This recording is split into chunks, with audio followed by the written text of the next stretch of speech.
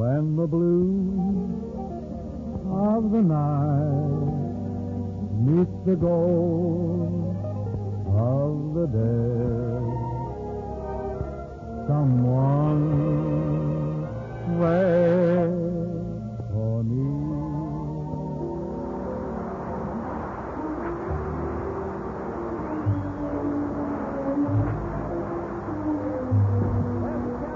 Welcome you to Philco Radio Time, produced and transcribed in San Francisco with John Scott Trotter and his orchestra, and brings guests Wlliam Powell, William Gargan, and Peggy Lee. And now we bring you the mighty hunter who just blew in from Elko, Nevada with a 4-point buck, the Daniel Boone of the 20th century, and the handyman with a gun, Mr. Bing Crosby. Just a minute, Kenneth. My gun goes ding. All right, then, Bing Crosby. Right. Hey, Ken. So you found out I'd been deer hunting, huh, Ken? Oh, yes. I saw a picture of you in the paper. When you got off the train, you had 2 beautiful deer with you. No, Ken, I only had 1 deer. The other was Bill Gargan. That boy needs a haircut. Yes, or maybe a Tony Coldwave to tighten up his curls or something. Set it a little bit. Bing, how did you get the deer over here from Nevada? I brought it on the train, the city of San Francisco. We shared enough of berth. Oh, no. Yes.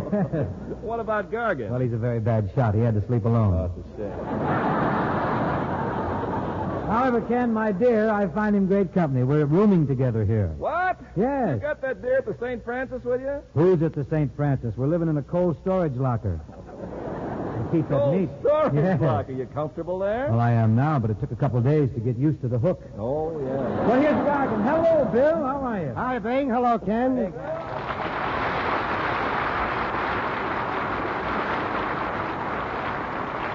Hey, Bill, Bing was just telling me about the deer he shot. The deer he shot?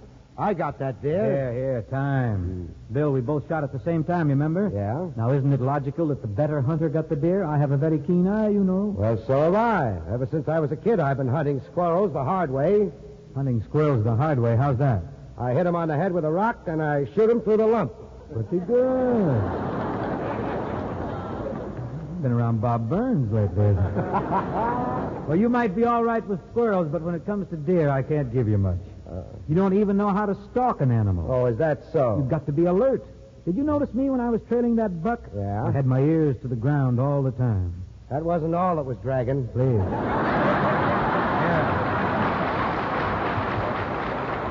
Now, are you going to admit that I shot the deer or not? I tell you what, Bill, if it make you happy, you can have the deer. On the level? No, it's on a hook.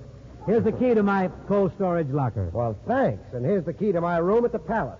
Oh, it'll be great sleeping in a bed again. And horizontal, too. And now, if you gentlemen will excuse me, I do think it's time for a song. So here's Hair of Gold, dedicated to the Peroxide Corporation of America. Shall we then, John Scott?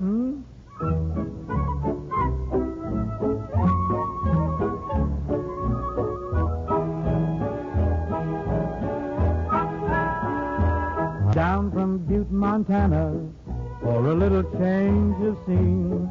And I stopped today in Santa Fe, where I met a pretty queen. Hair of gold, eyes of blue, lips like cherry wine. The prettiest gal I ever knew, and I'm gonna make her mine.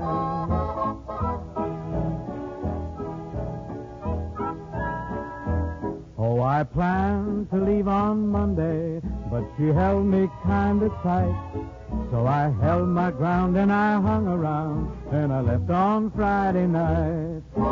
Hair of gold, eyes of blue, lips like cherry wine. The prettiest gal I ever knew, and I'm gonna make her mine.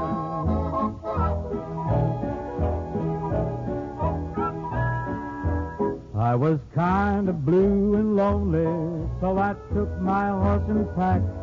And on Sunday morning I was up and gone, heading south and riding back. At the gate I found her waiting, I was happy as could be. Then I told her that I loved her true, and she said that she loved me.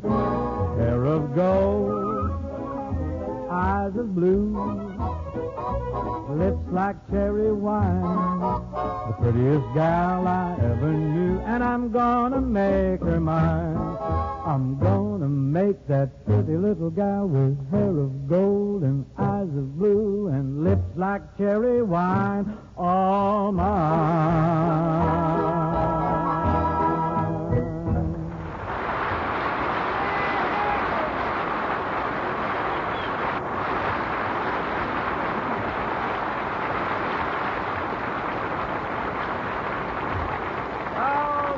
Bing. Hackett? That ought to sell a lot of peroxide. Oh, maybe so, but now it's time to sell a little Philco. You've been off the show for 2 weeks. You should be loaded. Oh, I am, Bing. Take to the hills, folks. This boy is gone. I am real gone, Bing, and why not? I got the hottest story since they took the horns off phonographs. Philco's new kind of radio phonograph that plays the 45-minute record. On the level, folks, this is the greatest invention of our times in recorded music. Working with the experts who produce the long-playing record, Philco engineers have created an amazing new tone arm, Philco's Balanced Fidelity Reproducer. Now, to begin with, it's lightweight. And if you want to know how light is lightweight, just take a nickel out of your pocket and heft it in your hand. That's all the pressure Philco's new tone arm puts on the record. And starting from there, the Philco Laboratories designed an entirely new kind of reproducer to bring out the wonderful tone fidelity of the long-playing records. They're made of high-quality vinylite, you know, non-breakable, and so lifelike you won't believe you're listening to a record when you hear them on a Philco. As for record scratch, well, you just don't hear it. Get a free demonstration now of this marvelous new phonograph invention from Philco, the leader. Mr. Joe Venuti, the well-known pizza baker and violinist, has collaborated with Lee Jarvis on a tune called Ain't Doing Bad, Doing Nothing. Say, Joe, I hear that your tune ain't doing bad. I hear it ain't doing nothing. Well, let's get in here and push it. I ain't doing bad, doing nothing, just laying round all day. I'm telling you, the less I do, the more things come my way. When I get up in the morning, thinking of the day ahead, makes me so downright weary, I'd go right back to my bed. Why should I ever worry? It's such a losing game. Why should I move when I can prove that I get there just the same? Ain't doing bad, doing nothing. Somehow it seems to pay. I ain't doing bad, doing nothing. Just laying round all the day.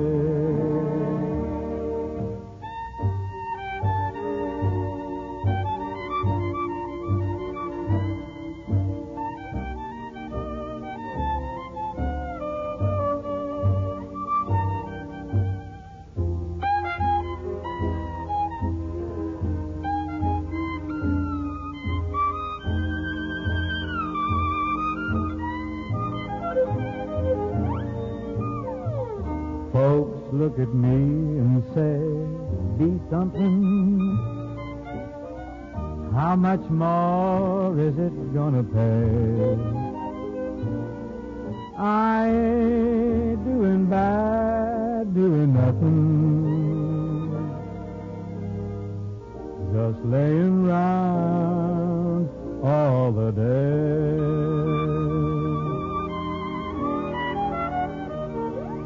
Just laying round all day.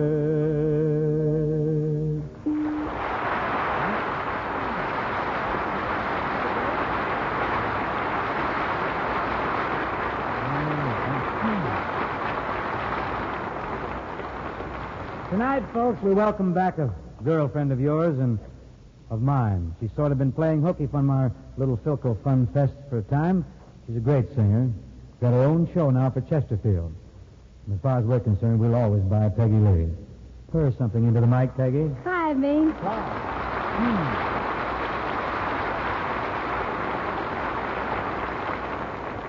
Peggy, you've changed. There's something different. Well, sure, Bing. I have a new coiffure. Yeah, and you've had your hair cut, too. Very soigné. Well, thank you. Now, have you got a real mellow tune for us, Siswa? Well, I thought I might do Love Your Magic Spell is Everywhere. Oh, I'm just going to pull up a chaise lounge and get spellbound out of this American country.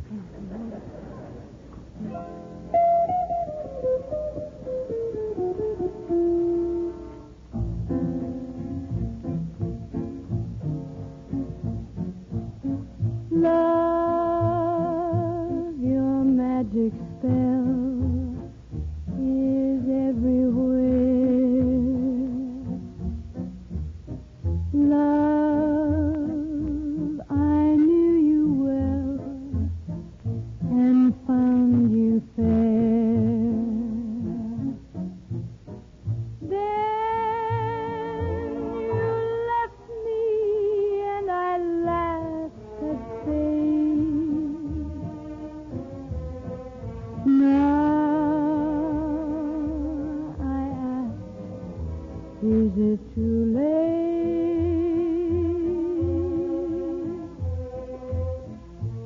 Love, your melody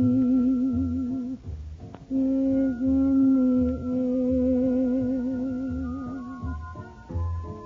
Yet I call you and you are not there. Come, here is my heart, my soul to make me forget the voice that whispers, wait.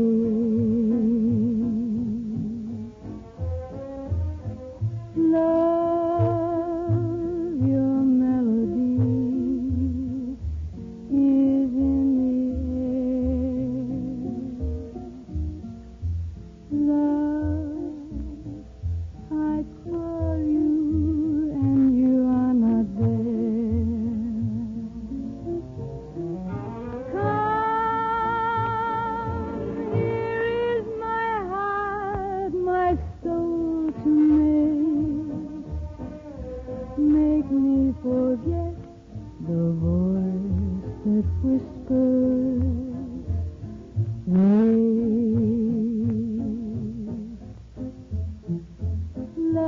Love, love, love, your magic spell is everywhere.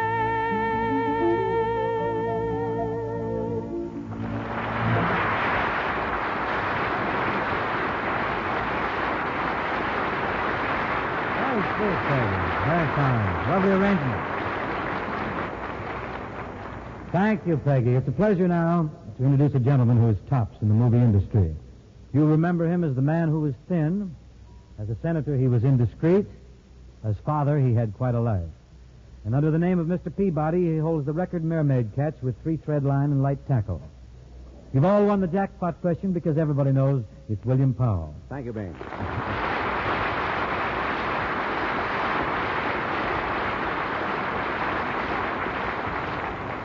Well, Bill, it's certainly nice of you to come up for our show. Is this your first trip to San Francisco? No, Bing, I came up here years ago with Portola. Oh, now, just a minute, Don. Hey, Don Gaspar de Portola discovered San Francisco Bay in 1769. Surely you weren't kicking around then. Oh, I don't mean Portola the Explorer, Bing. No. This was Max Portola, my chauffeur. Oh, We drove up here to make a Thin Man picture. say, Bill, speaking of the Thin Man, you remember that other detective you used to play, Philco Vance? Bing, that's Philo Vance.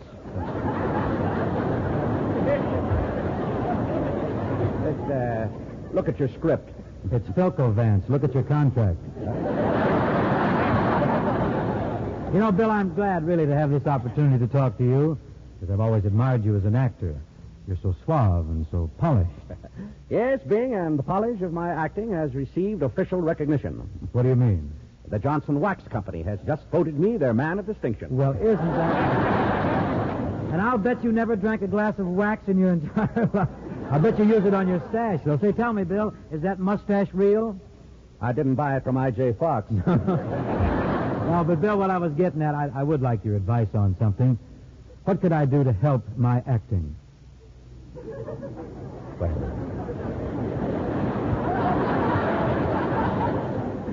Oh, well, how about my singing? Yeah, how about that?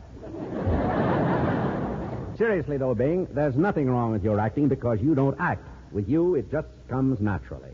But I'm tired. I'm tired of being just little old me. Oh, well, if you really want to ham it up, I think you should try to be more dashing, more swashbuckling. Well, I can't be swashbuckling. Every time I swash, I buckle. You know, Bing, I was thinking the other day, there's a good deal of coincidence in the pictures we've made. A coincidence? What do you mean, Bill? Well, I've made a lot of detective stories, and now I hear you're going to make a detective story. It's true. Anne Blythe was my leading lady in Mr. Peabody and the Mermaid, and now she's going to be your leading lady. Yeah, and that mermaid's of age now. I won't have to throw her back. But here's a further coincidence, Bing. Mm-hmm. I made Life with Father, and now I understand you're going to be a father. Gonna be a father? Bill, where have you been? Yes, that's right. The stork did bless you and Dixie with a boy, didn't he? Bless. We were bombarded. See, you know, if I could handle our kids like you did in Life with Father... Well, children were much easier to handle in those days, Bing. It was a slower-paced era. Anyhow, this gives me an idea. Bill, why don't we do a gay 90s play? Bill Gargan and I will be dashing young blades who are in love with Peggy Lee, and you'll be her father. Oh, no. I want to be a gay young blade, too. But, Bill, you were so good in Life with Father. Forget Life with Father. Give me a part where there's life in Father. All right, Bill, you can be a gay young blade, and Gargan will play the father. You don't mind, do you, Gargan? You're darn right I mind. What a sweetheart that Gargan is. John, whip us back to the gay 90s, will you?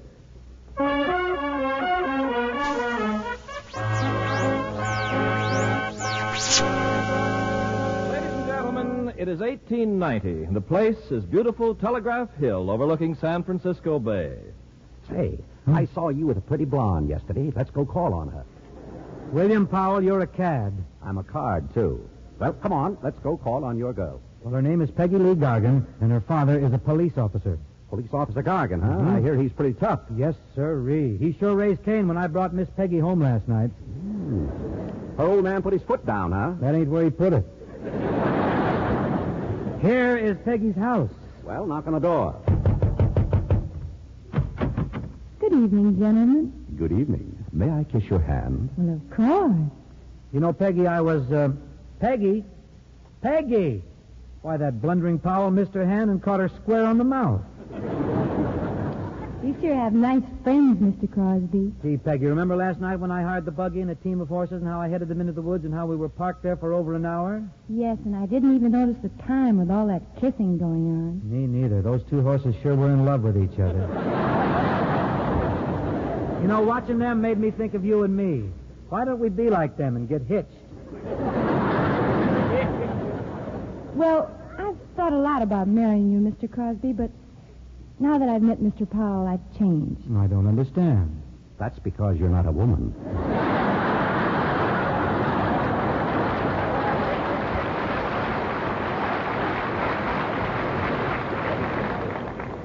My dear Miss Peggy, I would be honored indeed to have your hand in marriage. Think how happy we could be together. You and I on a bicycle built for two. And maybe someday we'll have a bicycle built for three. And what will the other little seat be for? I figure I ought to have some place to put my feet while you're pedaling. I guess it's up to you to choose between us, Miss Peggy. Oh, but that's not for me to decide. You must ask my father. What's going on here? Sir, I came to ask permission to marry your daughter. Me too. I'm sorry, but I've already promised her hand to Timothy Michael Patrick Francis O'Doul.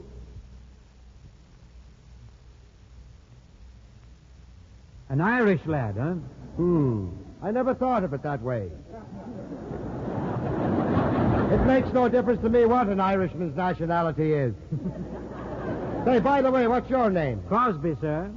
And what makes you think you could support my daughter? Well, sir, I've studied singing. I've been studying light opera. Light opera?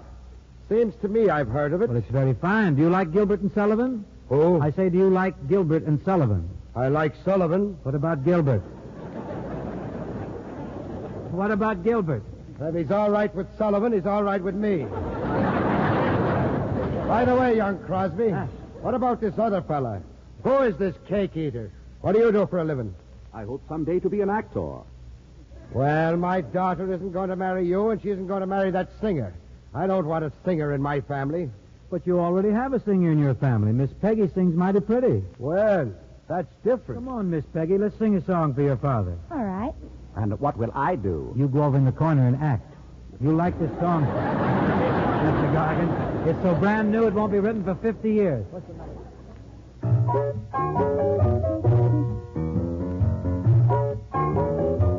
You came a long way from St. Louis. You climbed the ladder of success. I've seen the town and country cars that were parked out in front of your fancy address.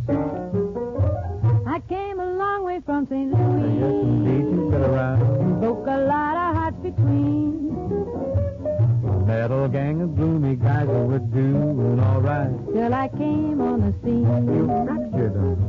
You blew in from the Middle West. First class. Certainly impressed the population hereabouts. Well, baby, I got news for you. I'm from Missouri, too. So naturally, I got my doubts. I got 'em dropping by the wayside. A feeling I ain't gonna know. You came a long way from St. Louis, but baby, you still got a long way to go. Say, Peg, you're a North Dakota gal, and I hail, as the fellow says, from the state of Washington. Well, partner, that's an opening for a parody, if I ever heard one. Certainly appears so. You came a long way from Tacoma. Really took it on the land. I should have stood in bed and spoken instead, but I just lost my head. What a hand. You came a long way from Dakota. I should have stayed back on the farm. We'd have missed you. Some people say it probably would have been better, but somebody twisted my arm. You came here from the Middle West and certainly impressed the population hereabouts. I never thought I'd see the day I'd sing with you this way. You mean you ever had your doubts? I didn't do so well in Memphis. I laid an egg in Tennessee. And we remember all the times we were fired. Or else we were hired for free. So we won't be forgetting, you know, that we still have a long way to go.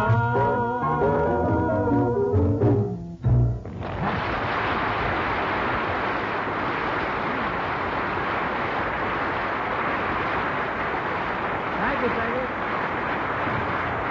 Well, that was swell, Bing and Peg. Regular musical travelogue. I really enjoyed You Came a Long Way from St. Louis. Okay, Carp, we know you got a commercial that came a long way from Philadelphia. Well, it may be, Bing, but anyway, it's just a short walk to your Philco dealer where you can get a free demonstration of the first big-time phonograph invention since the automatic record changer. Philco has just come out with a whole series of revolutionary new radio phonographs that leave the conventional phonograph as dead as a dodo bird. Now, these new Philcos give you not only a new kind of record changer with a 2-speed turntable that plays 2 different kinds of records, but also 2 separate tone arms.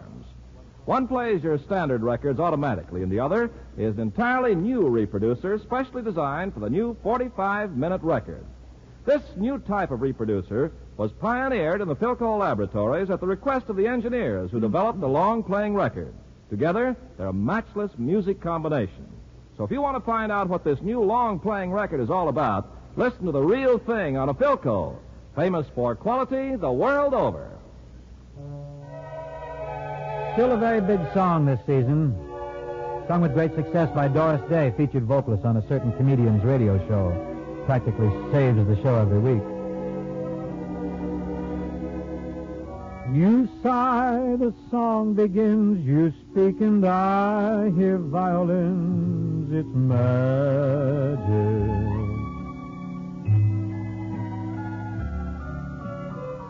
The stars desert the skies and rush to nestle in your eyes, it's magic. Without a golden wand or mystic charm, fantastic things begin when I am in your arms.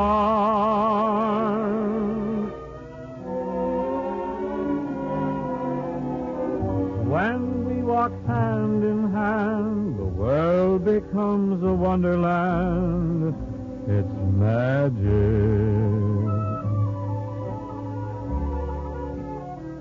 How else can I explain those rainbows when there is no rain? It's magic. Why do I tell myself these things that happen are all really true? When in my heart I know the magic is my love for you.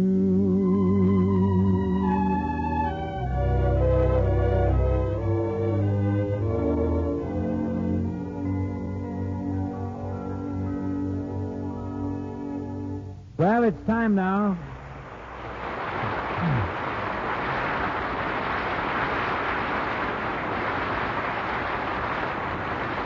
Well, it's high time now to move along. To thank you folks who have gathered here in the San Francisco Civic Auditorium to drop your dollars in the hat for the Boys Club of America and for the Bellarmine Preparatory College Building Fund. Also, my thanks to Wlliam Powell, Wlliam Gargan, and Peggy Lee for a great contribution in the entertainment department. I enjoyed being here, Bing. Me too. What happens next week, Bing? Next week, Peg, you're going to be with us. Well, thank you. And also, we will have Charlie McCarthy and Mortimer Snerd. Should be quite a show. Well, Bing, aren't you going to have Edgar Bergen on the program, too? I don't know, Bill. I guess not. You gotta have Bergen. Charlie and Mortimer can't talk without him. All right, then they can sing. Well, they can't sing without Bergen either. Well, maybe I should get Bergen. He can sing for me, too. Say, that deer I shot is available for guest shots, Bing. No, we'll hold him for television, Bill.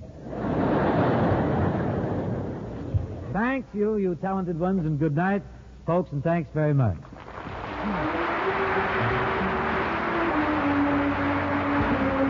This program was produced and transcribed in San Francisco by Bill Morrow and Murdo McKenzie. Tune in to Philco Radio Time next week and hear Bing Crosby, John Scott Trotter and his orchestra, the Rhythmaires, and Bing's guests, Charlie McCarthy, Mortimer Snerd, Edgar Bergen, and Peggy Lee.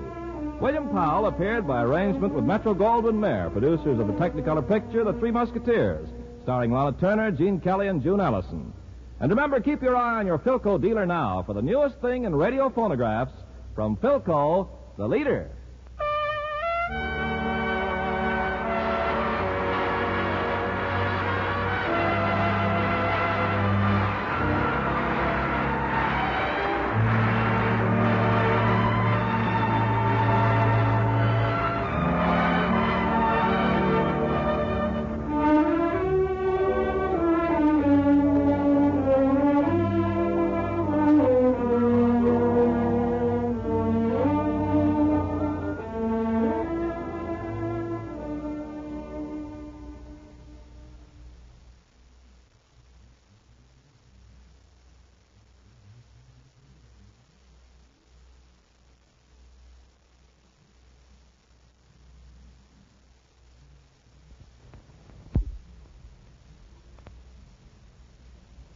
When the blue of the night meets the gold of the day, someone waits for me.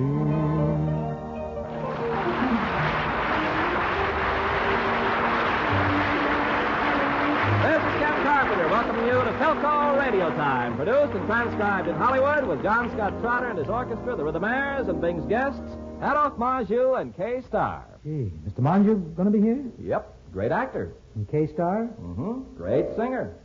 Oh, gee, that leaves nothing for me to do tonight. Why, what do you do, Bud? Well, I act and I sing. My name is Crosby. Oh, glad to know you. What type of songs do you do, Mr. Crosby?